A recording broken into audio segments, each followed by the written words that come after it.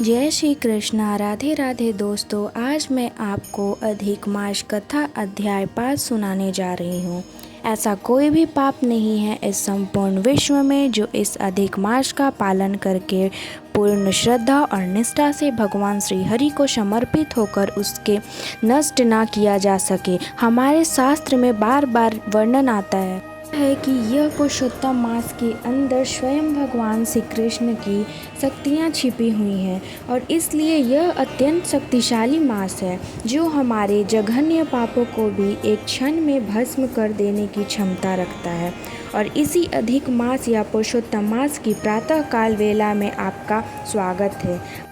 आज इस समय आप भगवत पुराण से ली गई इन सुंदर कथाओं का श्रवण करने के लिए यहाँ पर उपस्थित हुए हैं और यह देखकर परम भगवान पुरुषोत्तम अवश्य आपके ऊपर प्रसन्न हो रहे होंगे।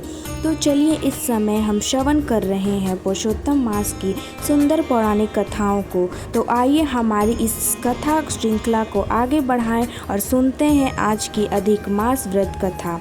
आइए अब आज की कथा आरंभ करते हैं। देवर्षि नारद मुनि ने भगवान श्री हरि से पूछा, हे महाभाग, चरणों में पड़े हुए अधिक मास को भगवान श्री कृष्ण ने क्या उत्तर दिया था और उससे क्या क्या कहा था? यह संपूर्ण वृत्तांत कृपया करके आप मुझे विस्तार से सुनाइए। भगवान श्री नारायण ने कहा, हे नारद, उस समय गरुड़ को संकेत देकर आज्ञा दी गई कि वह अचेत अवस्था में पड़े हुए अधिक मास को अपने पंखों से हवा करके चेतन कर।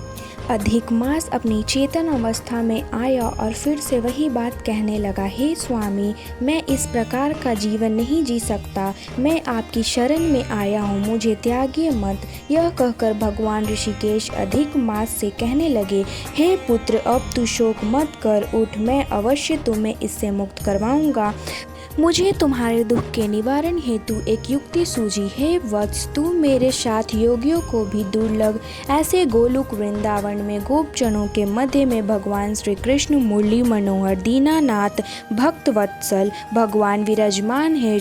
वे भगवान श्री कृष्ण ही दुख हरण करने वाले हैं, वे ही तुम्हारा दुख दूर करेंगे। आओ पुत्र, हम दोनों उनके पास चलते हैं। इतना कहकर भगवान विष्णु ने अधिक मास का हाथ पकड़ लिया और फिर वे गोलोक वृंदावन जाने के लिए निकल पड़े। इस भौतिक जगत के पार एक सुंदर गोलोक वृंदावन अवस्थित है जो 3 करोड़ योजन मंडलाकार भूमि में तेज स्वरूप रत्नों से युक्त है। योगी गण इसे स्वप्न में भी नहीं देख सकते। केवल वैष्णव जन भगवान श्री कृष्ण के भक्त ही उसके बारे में जानते हैं और वे ही वहां पर पहुंच सकते हैं। वह आदि व्याधि उपाधि जरा मृत्यु और शोक रहित और अगिनत मंदिरों से सुशोभित है। गोलोक वृंदावन के दाईं ओर जो शिवलोक है, वहां भस्म रमाए हुए सर्पों का यज्ञोपवीत धारण करने वाले भगवान शिव अपने गणों के साथ रहते हैं। गोपेश वेशधारी कोटि चंद्रमा के समान शोभायमान भक्तों पर दया रखने वाले इच्छा से रहित निर्विकार परम परिपूर्ण प्रभु रासमंडल के मध्य विराजमान रस राशेश्वर श्री हरि भगवान श्री कृष्ण गोलोक में विराजित हैं। वहाँ विराजमान भगवान श्री कृष्ण मंडल स्वरूप मंगलमय पूजनीय सर्व मंगल के मंगल परम आनंद राज सत्य वे सर्व सिद्धियों के स्वामी सर्व सिद्धि स्वरूप और सिद्धिदाता प्रकृति से परे ईशान सगुण नित्य विग्रह नित्य स्वरूप आदि पुरुष अव्यय इंद्र रूप परस्तुत्य नित्य स्वतंत्र और एक परमात्मा स्वरूप हैं। और ऐसे शांत स्वरूप का तो शांति परायण वैष्णव जन ही ध्यान कर सकते हैं। और इस प्रकार भगवान श्री हरि अधिक मास को लेकर गोलोक वृंदावन में पहुंच गए और उसके बाद क्या हुआ उसकी कथा का श्रवण हम करेंगे इसी अधिक मास कथा श्रृंखला की अगली कड़ी में कल प्रातः काल।